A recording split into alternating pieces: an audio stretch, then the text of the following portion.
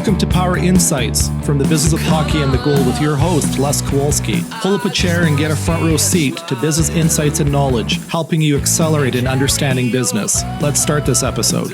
This is Apollo Saturn Launch Control. We passed the 6-minute mark in our countdown for Apollo 11, the flight to land of the first men on the moon. We're on time at the present time for our planned liftoff of 32 minutes past the hour. Coming up shortly, that swing arm up at the spacecraft level will come back to its fully retracted position. This should occur at the 5-minute mark in the count.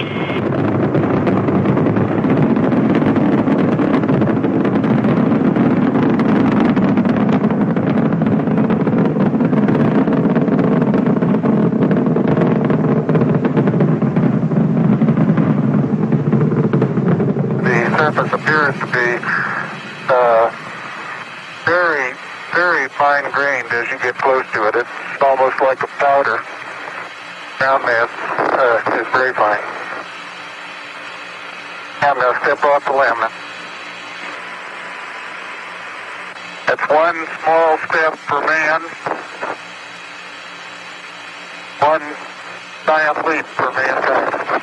Welcome to Power Insights and the first episode in my new series called COVID-19 Disruption. Now, before I begin this episode in this new docuseries, I want to create a reference point for you so that you understand where I'm coming from and what my background is. Over the past 20 years, I've been involved in business at different levels. My background is quite diverse, including entrepreneurship, high technology, venture capital, construction, and real estate development. Some of the things that I've done in my past that I've completed as an independent advisor include qualifying, structuring, and presenting venture capital projects to senior management, New York investment bankers in the public arena, as well as private equity managers in the private sector. I've articulated complex elements to senior directors in financial services. I was included in a securities underwriting for a new public company prior to a U.S. exchange listing on NASDAQ. I've attracted investment for real estate acquisitions, engaging government and local political leaderships and regional stakeholders. I've structured and executed a growth plan for a publicly traded firm directed at an overseas market, sourcing the necessary financial capital requirements for a targeted expansion. And I also developed niche small business, creating a portfolio that includes NHL and Olympic venues. One of the main areas that I specialize and focus on now has to do with disruption and transformation initiatives. And I publish 3 times a year my own digital private publication series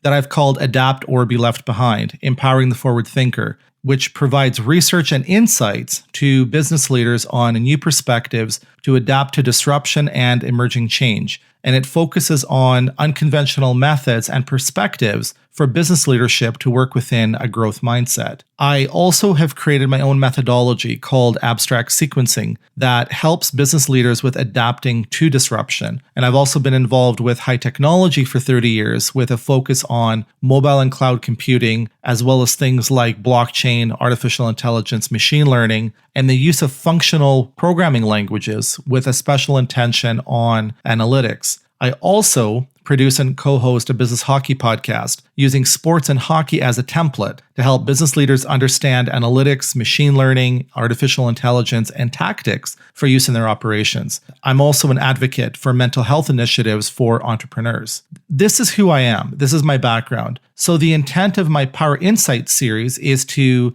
give away 90% of my knowledge. It doesn't matter if you have no experience in business, or if you're an established entrepreneur, or if you're just starting out, or if you're a business leader in a large organization, or you are in management running a major hockey franchise. The intent that I have is to share with you my unique perspectives and research so that you can apply the things for your situation to help you navigate through this COVID-19 disruption. A couple of additional things you need to know about me. My post-secondary is in economics, finance, and microbiology.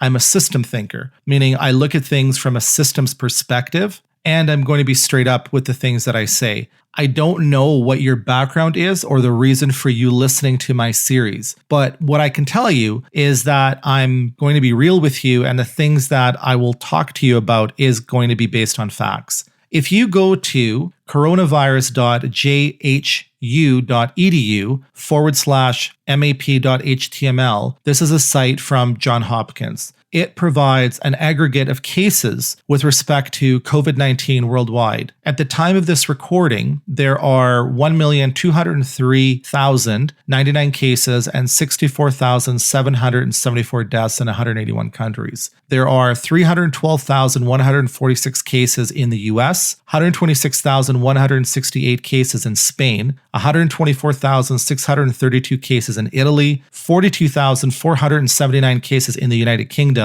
and 14,022 cases in Canada. And there is an extensive list of countries that can be viewed on the Johns Hopkins site from the link that I actually just gave you. With respect to the 146,000 cases in the US, 148,298 are in New York and New Jersey areas. To get a real understanding of what is going on, you need to go onto Twitter and you need to locate the Twitter handle for Dr. Lufkin, which can be located at Robert Lufkin MD, and his last name is spelled Lufkin. I'm going to talk about some of the content from Dr. Lufkin a bit later on in this episode and series. In my private publication, Adapt or Be Left Behind, Empowering the Forward Thinker, the title of my first issue is called Embrace a Disruptive Future Beyond Your Comfort Zone. Section 1 is called Comfort Zone, Moving Beyond an Artificial Boundary That Requires Minimal Effort to Maintain and Manage. So the thing that you need to understand is that this is my private publication that I provide to business leadership in organizations. I don't release my content into the public domain. But in this particular situation, because of what is happening with COVID-19 and the level of disruption that this is going to cause to both people, families, and to businesses worldwide at an unprecedented level, I'm going to release the content from that first section in this podcast episode. Here's Comfort Zone Series Part 1 from my publication.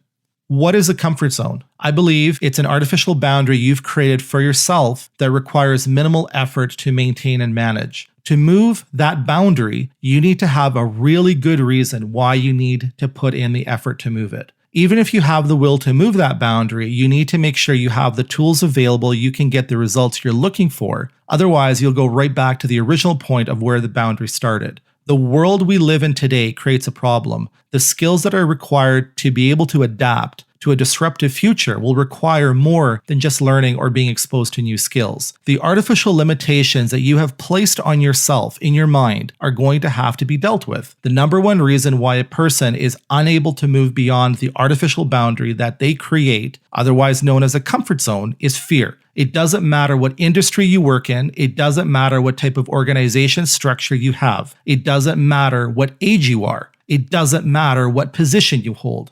Again, the number one reason why a person is unable to move beyond the artificial boundary that they create in their mind, otherwise known as a comfort zone, is fear. Fear is inherent to who we are, and you will never get rid of it. The moment that you get into any unfamiliar territory, fear will stand next to you. What I refer to as the digital renaissance era, or era of disruption, is unfamiliar territory for many people. In order to embrace a disruptive future, you have to be willing to move beyond any artificial boundary that you've created in your mind, and that includes any bad habits that you have that can prevent you from moving beyond that artificial boundary you've created, otherwise known as a comfort zone. Your mind is designed to create doubt. A valid question that you could ask yourself today to start creating doubt is, will this change bring about a positive, transformative result? And that comes back to fear, the fear of the unknown, the fear of not having the proper skills, the fear of not knowing how to adapt, the fear of asking questions and how others will perceive you after asking those questions. Thinking about things that happened in your past that didn't turn out so well. The era of disruption that we are walking into will require that you take progressive risks, and I'm not referring to monetary risks.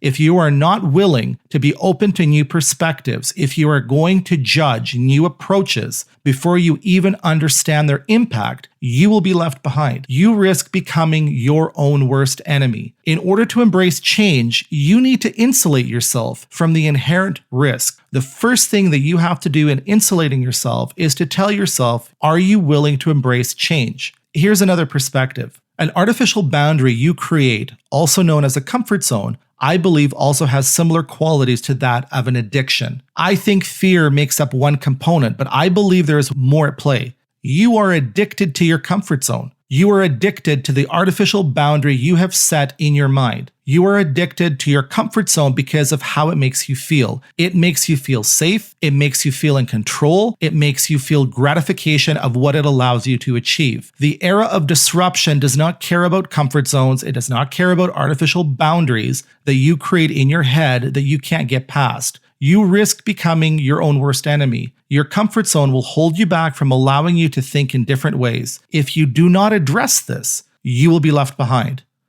So where do you start? The first thing you have to do is accept the idea of embracing change. You have to admit to yourself that change is coming regardless. And the impact that change will have on you could put you in a position where you question yourself and could expose you to some of your deepest insecurities. I believe insecurities are rooted from what a person has been exposed to and learned. The moment you have an awareness of new knowledge, that moment will provide you access to a roadmap to move beyond an insecurity you have. Being open to new perspectives in the era of disruption will facilitate the beginning of that awareness. You are a forward thinker. The reason why I know this statement is accurate is for two reasons. You would have not purchased my publication if you were not, and you would have not read up to this point. This part 1 on comfort zone is the beginning of outlining a process that will continue to be discussed in my subsequent publication issues on how to move beyond your comfort zone and embrace a disruptive future, to help provide you perspectives and processes so you can unshackle yourself from any baggage that may prevent you from elevating yourself and moving beyond the artificial boundary you've created in your mind, also known as a comfort zone. I act as a facilitator to both help develop and source perspectives so you may be made aware of and use in developing your own power roadmap as a forward thinker. I'll be addressing and providing more of my perspectives on the comfort zone and how to move beyond it in my next publication issue series 2. I'm going to introduce you to a new perspective in the next section called abstract sequencing. Keep an open mind.